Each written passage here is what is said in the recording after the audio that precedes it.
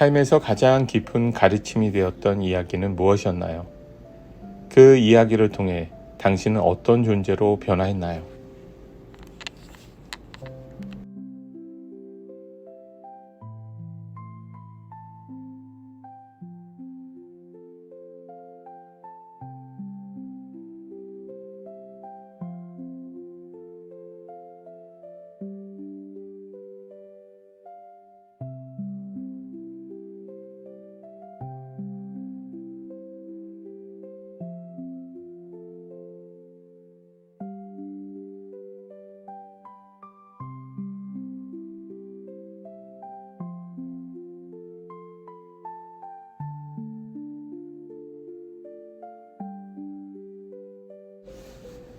망각에서 계시로.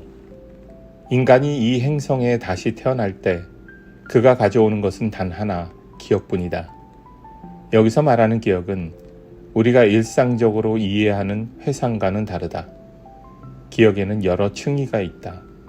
특별한 경우를 제외하면 우리는 과거 생애나 태어나기 이전의 존재를 의식적으로 떠올릴 수 없다. 그럼에도 불구하고 그러한 기억들은 여전히 우리 오라의 섬세한 주름들 속에 고스란히 간직되어 있다. 33번 유전자 키 그림자 망각.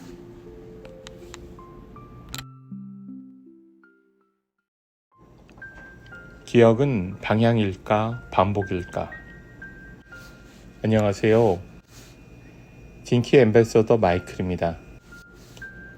오늘은 하한과 여정 중에 묵상 중인 명왕성에 위치한 의식과 무의식의 47번 게이트에서 얻은 내적 통찰을 33번과 연결해서 나눠보도록 하겠습니다.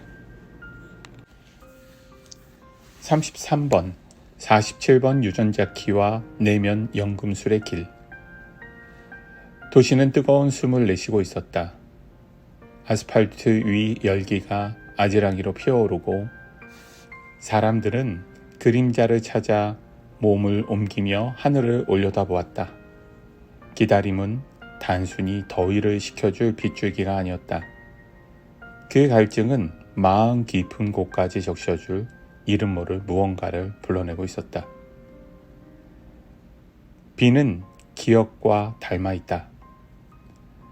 첫 방울이 살결을 스칠 때는 잠시 서늘하지만 흙내음과 빗소리가 겹치는 순간 오래 잠든 장면이 번쩍 살아난다. 그렇게 하한거 21차 무더위 속에서 나는 33번 유전자 키를 묵상하며 펄스의 주간을 맞이했다. 33번 키 망각, 마음챙김, 계시. 33번 키는 3개의 주파수로 열린다. 망각, 삶의 의미를 흐릿하게 만드는 얕은 안개. 마음챙김, 안개 속 패턴을 알아차려 기억을 정돈하는 빛. 계시, 시간의 벽을 넘어 존재의 빛이 한순간 번쩍 드러나는 깨달음. 망각이 드리운 안개는 우리가 살아온 날들의 의미를 흐리게 만든다. 그러나 그 안개를 꿰뚫으면 마음챙김이라는 선물이 모습을 드러낸다. 마음챙김은 기억 속 억눌린 감정과 경험을 조용히 바라보며 그 안에 감춰진 진실을 길어올리는 내면의 연금술이다. 반복되는 무의식적 패턴이 보이기 시작하면 삶은 같은 궤도를 맴도는 반복이 아니라 새로운 방향으로 나아갈 여지를 얻는다. 심화된 마음챙김은 마침내 계시로 이어진다. 그것은 망각 속에 숨어있던 빛이 번개처럼 터져 삶 전체를 새로운 시각으로 재구성하는 마지막 통찰이다. 억압의 그림자와 내적 지도. 마음챙김이 내 안에서 부드러운 빛을 밝히자 굳게 닫혔던 기억의 문 하나가 사르르 열렸다. 그 너머에 숨어있던 존재가 47번 유전자 키였다. 나의 휴먼 디자인 차트에서 이 키는 명왕성의 자리에 의식, 무의식의 이중으로 각인되어 있다. 겉으로 드러난 선택뿐 아니라 숨은 반응까지 비추는 깊은 거울인 셈이다. 47번 키의 그림자인 억압은 개인사를 넘어 선조들이 남긴 두려움과 상실의 잔향으로 이어졌다. 논리로 설명할 수 없는 막연한 불안은 때때로 일상에 파고들어 가슴을 서늘하게 했다. 마치 거대한 물살이 내 의지와 무관하게 몸을 끌고 가는 듯했다. 어린 시절 할머니가 들려주던 가족의 서사에는 풀리지 않은 한과 응어리가 배어 있었다. 이야기를 들을 때면 알지 못할 슬픔이 몰려와 겪어본 적 없는 상처가 내 안에서 살아났다. 사춘기에는 아무 이유 없이 허무감이 찾아와 웃다가도 갑자기 사막 한가운데 홀로 내던져진 느낌의 울음을 삼켰다. 돌이켜보면 그 메마른 감정이 바로 47번 키의 억압이었고, 아이러니하게도 그 그림자가 내 내면을 탐색하게 만든 나침판이었다.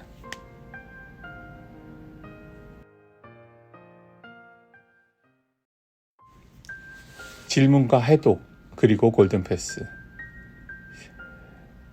나는 이런 논리적으로 설명되지 않은 감정의 구조를 알고 싶어 오래도록 책을 뒤지고 어른들께 물어보며 여러 스승들을 찾아다녔다. 답은 쉽게 오지 않았다. 질문은 더 깊어졌고 갈증은 더 심해졌다. 왜 우리 가족에게 비슷한 사건과 감정이 되풀이되는지, 그 메커니즘을 밝혀야 한다는 열망이 나를 밀어붙였다. 세월이 흐르자 어떤 상태의 나가 되려는 집착은 옅어지고 삶 그 자체를 해독하고 싶은 갈증이 남았다. 나는 경험과 감정 뒤에서 작동하는 원리를 알고자 했었고, 마침내 그 흐름의 윤곽을 어렴풋이 잡았다.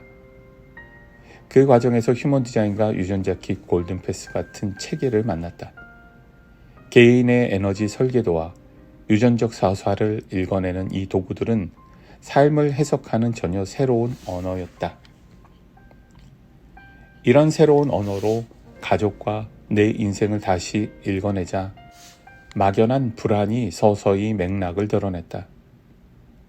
나는 피해자가 아니라 거대한 이야기의 공동 저자였고, 그 사실을 자각하자 내면에 숨죽였던 힘이 다시 흐르기 시작했다. 변성, 주전자와 용광로의 빛. 33번 주간. 이 마음 챙김은 억눌린 기억들을 더 이상 피하지 말라 일깨웠다. 처음엔 두려웠지만 나는 오래된 고통과 마주 앉아 이야기를 들었다. 그것은 낡은 주전자에서 묵은 찬물을 버리고 새 물을 붓는 일과 같았다. 변성의 불꽃은 상처를 태워 없애지 않는다. 대신 기억이라는 금속을 달구어 그 속에 숨은 광의를 끌어낸다. 몸은 이유 없는 열 한기를 오가고 꿈에서는 잊힌 얼굴들이 말을 걸었다. 새벽에 깨어보면 등줄기와 마음 사이에 서늘한 이슬이 내려앉아 있었다. 그것은 두려움이 아니라 이야기가 녹아 흐르는 징표였다. 서서히 찾아오는 변형. 도가의 가르침은 심기혈을 하나의 그릇이라 한다. 심장은 불씨, 기는 바람, 혈은 물이다. 불가의 고승은 이를 화강의 도관이라 부르며 번뇌를 빛으로 정련하는 길이라 설한다. 내 안의 변성도 이 두 전통이 만나는 자리에서 일어났다.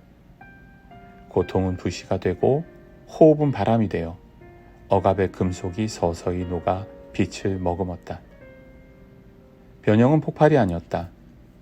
계절이 옮겨가듯 서서히 다가왔다. 피부 및 미세한 저항이 풀리고 오랜 긴장의 주름이 하나둘 펴졌다. 어느새 강물은 방향을 돌려 보이지 않는 바다의 향기를 바람에 실어 보내기 시작했다. 내 의식의 강이 끝없이 넓은 바다와 만날 날이 가까웠음을 알리는 냄새였다. 기억은 방향이 된다. 돌아보면 변성의 길은 불과 물이 교차해 그리는 도해였다. 불은 차가운 금속을 녹이고 물은 그것을 식혀 단단하게 한다. 의식은 이 두 힘이 부딪히는 경계에서 새로운 합금을 빚었다. 억압의 잔해를 품은 황금빛 금속, 공포를 통과해 투명해진 수정이 내 안에 동시에 태어났다. 나는 이제 안다. 억압은 영원히 굳어있지 않고 기억도 무의미한 반복으로만 흐르지 않는다. 삶을 문제집이 아닌 한 권의 책으로 바라보자 하루하루가 읽어야 할 문장으로 다가왔다. 깊은 밤 어둠이 새벽빛을 품듯 망각 속에서 다시 찾은 기억이 새 빛을 준비하고 있었다. 새벽빛이 하늘을 열면 나는 또 다른 존재로 걸음을 내딛는다. 해답이 완벽하지 않아도 괜찮다. 잔잔한 호기심과 성찰로 매일의 페이지를 넘기면 억압으로 보였던 그림자가 오히려 나를 이끄는 열쇠가 된다. 변화와 성장의 연금술은 끝이 없다. 금속은 새 광희를 기다리고 강물은 더 먼 바다를 꿈꾼다. 삶이 다시 무거워지면 나는 주전자를 비워내고 불과 물, 웃음과 눈물을 섞어 또 한 번 새로운 향을 끓여낼 것이다. 그리고 다가올 다음 계시를 조용히 맞이하리라.